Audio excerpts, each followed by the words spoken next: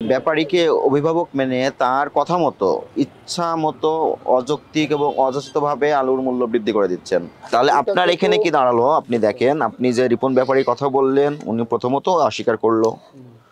15 তারিখে আপনাকে আলু পাঠিয়েছে, এটা আমি ধরলাম, কিন্তু ওনার ক্রয় রসিদটা উনি দেখাতে ব্যর্থ হলেন আপনার মাধ্যমে। এবং আপনি যে কমিশন নিচ্ছেন, উনি বললাম কখনো 8 আনা কখনো 1 টাকা করে নেন, এই কমিশন এজেন্টের লাইসেন্স আপনার নাই। এই দুইটা মূল অপরাধ। এর পাশাপাশি আপনি কিন্তু বিক্রয় করেছেন 4 জায়গায়। প্রথমেই আমাদেরকে মিথ্যা তথ্য দিলেন যে আপনি কোনো আজকে বিক্রয় কার্যক্রম বন্ধ রেখেছেন। বন্ধ আছে বিক্রয় কার্যক্রম এখন লেবাররা হয়তো লোকজন দু একটা যদি কেউ আসে অপশন জিজ্ঞাসা করে বা পার্সোনালি আসে তাহলে সেটা মিথ্যা তথ্য দিলেন না। আসলে আপনি বিক্রয় করছেন, আপনার রসিদে দেওয়া আছে, মূল্য তালিকা দেওয়া আছে। আপনি প্রথমে আমাকে বিভ্রান্ত করে দিলেন। আপনি বললেন আপনার বিক্রয় কার্যক্রম বন্ধ আছে। আপনাকে আমি যখন জিজ্ঞাসা করলাম কত করে বিক্রয় করছেন, আপনি আমাকে কি বললেন? আপনি বিক্রয় করছেন না আজকে। কিন্তু আপনার রসিদে প্রমাণ পাচ্ছে 25 তারিখ আপনি পেঁয়াজ বিক্রি করেছেন। আপনি বললেন পেঁয়াজ আলু আপনি কোনো কিছুই বিক্রি করেন না। মিথ্যা কথা কেন বললেন? কমিশনে ব্যবসা করেন? জি, কমিশনে ব্যবসা। কমিশনের লাইসেন্স দেখান। 52 কেজি দেশি পেঁয়াজ বিক্রয় করেছেন। কত করে পড়লো? 5590 ভাগ 53, 105 টাকা 47 পয়সা পড়েছে। 53 কেজি ধরেন, তাহলে আপনার মূল্য পড়ে 105 টাকা 47 পয়সা। এর ভিতরে কি কোথাও লেবার খরচ লেখা আছে উল্লেখ করে?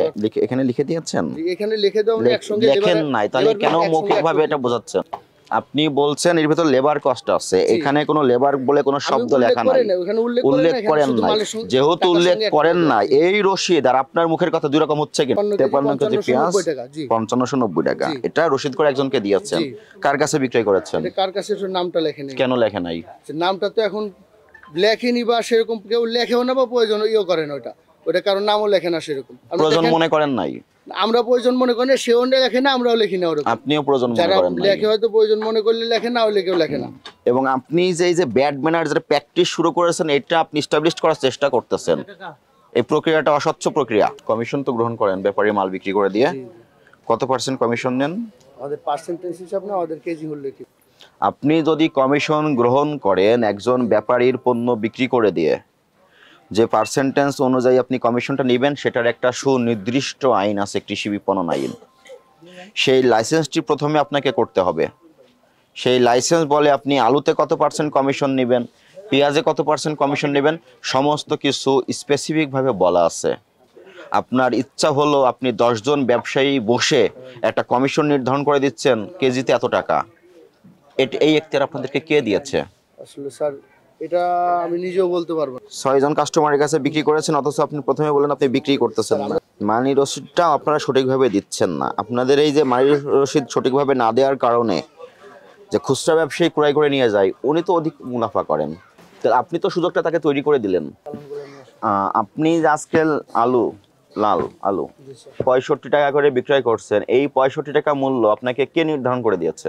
জি স্যার, এটা ব্যাপারী নির্ধারণ করে দিয়েছে। ব্যাপারীর নাম কি? ব্যাপারীর নাম বকুল। বকুল নির্ধারণ করে দিল, আপনাকে বলল 65 করে আপনাকে বিক্রয় করতে হবে, আপনি বিক্রয় শুরু করে দিলেন। এবং তার কি কোনো ট্রেড লাইসেন্স আছে? তার ট্রেড লাইসেন্স আমি জানি না স্যার। আপনাকে জানতে হবে। আসলে ঠিক আছে, এটা আমি কারণ একজন ব্যবসায়ী না, যে ব্যবসায়ী না, যার ট্রেড লাইসেন্স নাই, তাকে আপনারা কেন সহযোগিতা করবেন? জি স্যার, অবশ্যই এটা তথ্যের গরমিল, তথ্য গোপন করা, অপতথ্য প্রচার করা, এইগুলো সবই এই বাজারে দ্রব্যমূল্যের ঊর্ধ্বগতির জন্য দায়ী। এবং এইগুলো এক শ্রেণীর ব্যাপারী, এক শ্রেণীর মধ্যস্বত্বভোগী করে যাচ্ছে আপনাদেরকে ব্যবহার করে। তাহলে আপনাদের তো দায়িত্ব, এখানে কতবার বলবো আমরা, এসে এই বাজারে কতবার বলে গেছি রিপন সাহেবকে আপনি সহজ কথা বলে দিবেন, তারপরে রসিদটা আপনাকে পাঠাতে।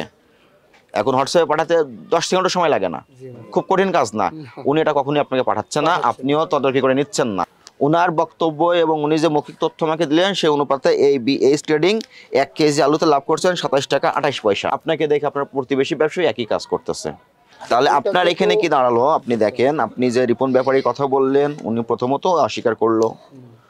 15 তারিখে আপনাকে আলু পাঠিয়েছে, এটা আমি ধরলাম, কিন্তু ওনার ক্রয় রসিদটা উনি দেখাতে ব্যর্থ হলেন আপনার মাধ্যমে। এবং আপনি যে কমিশন নিচ্ছেন, উনি বললাম কখনো 8 আনা কখনো 1 টাকা করে নেন, এই কমিশন এজেন্টের লাইসেন্স আপনার নাই। এই দুইটা মূল অপরাধ। এর পাশাপাশি আপনি কিন্তু বিক্রয় করেছেন 4 জায়গায়। প্রথমেই আমাদেরকে মিথ্যা তথ্য দিলেন যে আপনি কোনো আজকে বিক্রয় কার্যক্রম বন্ধ রেখেছেন। আপনি আমার কথা বুঝতে পেরেছেন? আপনার এখন করণীয়, আপনি প্রথমে কমিশন এজেন্টের লাইসেন্স করবেন। ওখানে বলা আছে আপনি আলুতে কত পার্সেন্ট নিতে পারবেন, পেঁয়াজে কত পার্সেন্ট নিতে পারবেন। এটা কোথা থেকে সংগ্রহ করতে কৃষি বিপণন অধিদপ্তর থেকে সংগ্রহ করবেন। পাশাপাশি আপনি যত ব্যাপারে আলু বিক্রি করে দেবেন কোনো সমস্যা নাই, কিন্তু এই ব্যাপারে যেন বৈধ ব্যবসায়ী হয়। ব্যাপারীর কাছ থেকে ডকুমেন্টস রাখবেন এবং আপনাদের যে লাইসেন্সগুলো লাগে সেগুলো করে রাখবেন।